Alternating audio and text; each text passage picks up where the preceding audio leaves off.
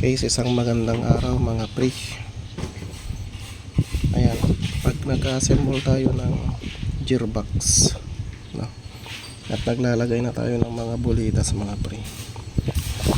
So yung bulitas mga pre, so tingnan nyo yung worm gear, no?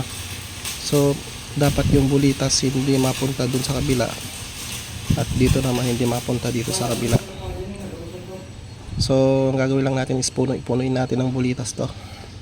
Yan, lagay tayo ng bulitas. Yan.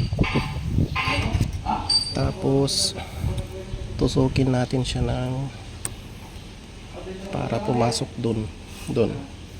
So hindi pwedeng pumasok dito yung bulitas, kasi yung bulitas dito siya iikot. Ito naman hindi siya, sa kabila naman hindi pwedeng pumasok dun, no? So dito hindi dapat makapunta yung bulitas dito. Dito naman hindi makapunta yung bulitas doon. Yan.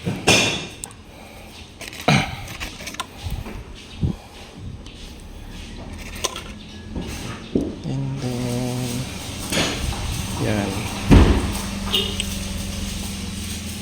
So yung natirang bulitas mga pre, ilagay natin dito sa may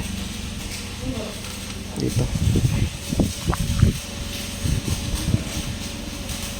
para hindi magulo mga pre. Lagyan natin siya ng grasa. Ayan.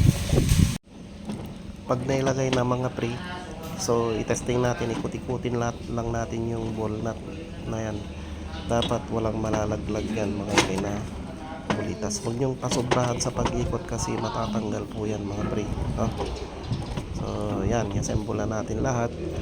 So ayan, assemble na mga pre. So i-check natin kung umiikot yung kanyang sector shaft, yung kakabitan ng ating pitman arm. So yan, goods na goods mga pre. So pwede na natin siyang ikabit. Ayan, peace.